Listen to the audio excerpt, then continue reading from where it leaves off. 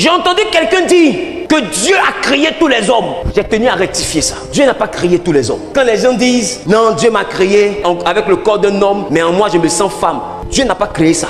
Si tu ne lis pas ta Bible, il faut demander à ceux qui lisent, ils vont t'expliquer. Le déluge est venu parce que sur la terre, il y avait des hommes que Dieu n'avait pas créés, qui avaient commencé à exister. Relis ta Bible. La Bible dit que les fils de Dieu, les anges déchus, ont commencé à coucher avec les femmes. Et il y a des enfants bizarres qui sont venus au monde. Des enfants compliqués à comprendre, que Dieu n'avait pas créés. Et ils ont répandu le mal sur la terre. Dieu a vu que c'était vraiment une très mauvaise expérience. Comment faire pour détruire cette race bizarre qui est née de rapports sexuels entre les hommes et des entités? Parce que ce sont des mi-hommes, mi-esprits. Donc quand eux se reproduisent, est-ce qu'ils reproduisent l'homme? Ils reproduisent des gens du même genre qu'eux. Dieu a vu que l'homme authentique n'existait plus. Noé a trouvé grâce. Pas parce que Noé était juste, mais parce que Noé était un homme authentique. C'était un homme en qui il n'y avait pas de souche angélique. C'était un homme malgré ses défauts. Parce que regardez, quand il sort de l'âge de l'alliance, la première action qu'il pose est une erreur. Il boit, il est ivre. Non, il n'est pas sauvé parce qu'il était un exemple. Il est sauvé parce qu'il était un homme authentique. Donc Dieu voulait un homme de souche pure pour recommencer la création. Et Dieu a voulu exterminer les hommes hybrides. Et quand Noé fait son sacrifice, Dieu jure qu'il ne va plus jamais détruire par les eaux du déluge. Mais ça ne veut pas dire que les entités angéliques ne sont plus venues vers les femmes. Ça veut juste dire que Dieu dit détruit plus. Peu importe ce que les hommes ont fait, il dit moi j'ai juré, je ne détruis plus. S'ils veulent qu'ils couchent avec les anges pour donner un enfant, ça c'est leur problème. S'ils veulent qu'ils aillent vers les eaux pour avoir enfant, c'est leur problème. S'ils veulent qu'ils aillent dans la forêt sacrée pour avoir enfant, ça c'est leur problème. Mais pour tous ceux-là, j'ai réservé un jugement qu'on appelle le jugement dernier. Mais je ne les détruis plus. S'ils veulent qu'ils se multiplient, parce qu'il y a des hommes sur terre que Dieu n'a pas créés. Et je vais vous expliquer pourquoi les gens veulent forcément que les hommes marient les hommes. Ils savent ce qu'ils font. Dieu pardonne l'erreur, mais Dieu détruit l'abomination. La Bible dit que ce qui a été écrit pour notre instruction. Donc si Dieu écrit l'histoire de Sodome et de Gomorrhe, comprends que c'est pour t'instruire. À Sodome et Gomorrhe, les gens ne voulaient pas les femmes, les gens voulaient les hommes entre eux. Sodome, sodomite. Mais je vais prendre le temps de bien prendre le temps de t'expliquer. À Sodome et Gomorrhe, Lot a proposé la virginité de sa fille. Ils ont refusé. Ils ont voulu les fesses d'un homme. Quand ils ont voulu le corps d'un homme, c'est là que les anges ont dit sortez d'ici parce qu'on doit détruire. C'est abominable. Il n'y a même pas eu de rédemption pour eux. Pourquoi Lot a été sauvé? Lot n'a pas été sauvé par la prière d'Abraham. Lot n'a pas été sauvé par l'alliance d'Abraham. Ceux qui prêchent ça ne savent pas ce qu'ils prêchent. Lot a été sauvé parce que dans l'endroit de l'abomination, il était le seul qui était encore dans le péché. Parce que le salut est venu pour les pécheurs. Le salut n'est pas venu pour l'abomination. L'objectif du péché est de fausser le sens même de la nature de quelqu'un.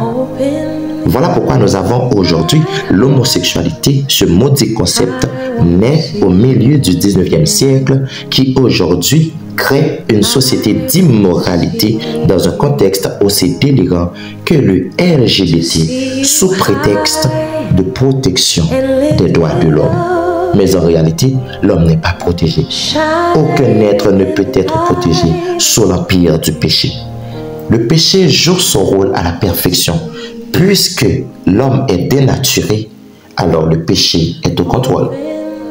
Et puisque le péché est au contrôle, eh bien, il a fait de l'homme sa propre couverture.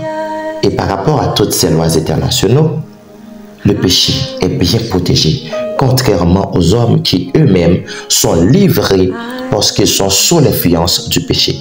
Voilà pourquoi l'homosexualité est devenue une société aussi puissante et bien protégée. Le péché a le pouvoir de donner naissance à des sociétés que Dieu ne connaisse pas. Nous avons un exemple, l'homosexualité. Et pourquoi? Eh bien, c'est évident, nous allons démontrer ça. La première société que Dieu a créée remonte jusqu'à Genèse 2, du verset 18 au 24e verset. Nous allons lire pour vous. L'Éternel Dieu dit, « Il n'est pas bon pour que l'homme soit seul. Je lui ferai une aide qui soit son vis-à-vis. » L'Éternel Dieu façonna à partir de la terre tous les animaux sauvages et tous les oiseaux du ciel. Puis il les fit venir vers l'homme pour voir comment l'homme les appellerait. Il voulait que tout être vivant porte le nom que l'homme lui donnerait. L'homme donna des noms à tout le bétail, aux oiseaux du ciel et à tous les animaux sauvages. Mais pour lui-même, il ne trouva pas d'aide qui soit son vis-à-vis. Alors l'Éternel Dieu fit tomber en profond sommeil sur l'homme qui s'endormit. Il prit une de ses côtes et referma la chair à sa place. L'Éternel Dieu forma une femme à partir de la côte qu'il avait prise à l'homme, et il l'amena vers l'homme. L'homme dit, « Voici cette fois celle qui est faite des mêmes os et de la même chair que moi. On l'appellera femme, parce qu'elle a été tirée de l'homme. » Et c'est pourquoi l'homme quittera son père et sa mère, s'attachera à sa femme, et les deux ne feront qu'un. J'aimerais attirer l'attention de l'auditoire. La parole de Dieu nous dit, il a pris des côtes à Adam pour former une femme. Donc Adam était déjà là. Et la femme est formée juste après. Et la personne que Dieu a formée après avoir créé Adam était une femme. Elle avait une nature. Donc Dieu n'avait pas l'intention de créer une société d'homo. Cela veut dire le premier mariage était hétéro. Non seulement Dieu n'avait pas voulu créer une société d'homo, et la destruction de Sodome et Gomorrhe prouve bien que Dieu rejette cette société.